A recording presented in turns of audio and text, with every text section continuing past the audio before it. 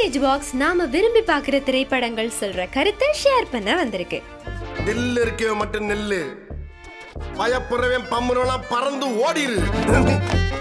எல்லாருமே ரொம்ப ரசிச்சு பார்த்த பிளஸ் பார்த்துட்டு இருக்கக்கூடிய லவ் டுடே மூவி நமக்கு சொல்லி கொடுத்த லைஃப் ஹேக்ஸ் என்னன்னு பார்க்கலாமா?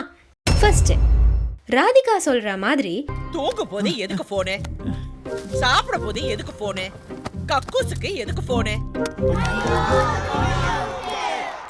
நைட்டு பூரா போனை நோண்டிருப்பான்.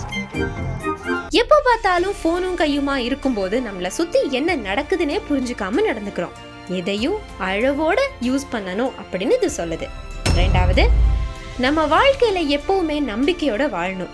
நம்ம நம்பிக்கையை எப்ப பார்த்தாலும் தட்டி தட்டி பார்த்துட்டே இருக்காம நம்ம நினைச்ச காரியம் நடக்கும் அப்படிங்கிற நம்பிக்கையை எடுத்து காட்டுது அந்த சின்ன பையன் நட்டு வைக்கிற மாமரம். ஐயோ, சந்தேகப்பட்டு தோண்டி தோண்டி பார்த்தா எப்படி வளரும்? வளரும்னு நம்பி மூடி வைக்கணும், வளரும். நம்புடா நம்புடா.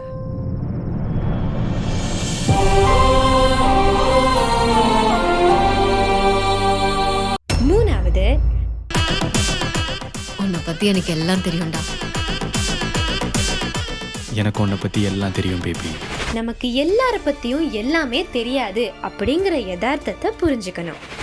இங்கதான் எனக்கு உன்னை பத்தி எல்லாமே தெரியும் நினைச்சேன், ஆனா எதுவுமே தெரியல. நாலாவது, உங்க பாய் ஃப்ரெண்ட் இல்லாட்டி இன்டர்நெட்ல தெரியாதவங்க கூட நீங்க பேசும்போது உங்களோட போட்டோஸ் ஆர் பர்சனல் கான்டாக்ட் இன்ஃபர்மேஷனை ஷேர் பண்ண முன்னாடி கொஞ்சம் யோசிச்சு பாருங்க. ஃபைனலி, நீங்கள் இந்த செல்ஃபி டிக்டாக்லாம் பண்ணியிருக்கீங்களா? அதெல்லாம் பார்த்து உங்கள் ஃப்ரெண்ட்ஸ் என்ன சொல்லியிருக்காங்க? லைக் போட்டு போவாங்க. ஆனால் எனக்கு மூஞ்சா போறா, நான் ஒரு ஆணழகன்டா. நீ சாணி ஒரு மாதிரியா இருக்க. எல்லார் மூஞ்சியும் ஒரு ஷேப்ல இருக்கும், உன் மூஞ்சி என்ன ஷேப்னே தெரியலடா.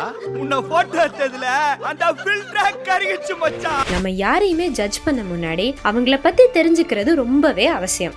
அவங்களோட முக ஜாடையை பார்த்து பாடி ஷேமிங் பண்றதை நிறுத்தணும். மொத்தத்துல இந்த லவ் டுடே மூவி நமக்கு சொல்லி கொடுத்த லைஃப் ஹேக் என்னன்னா, காதல் அப்படிங்கிறது ரொம்பவே அழகான ஒரு ஃபீலிங்க.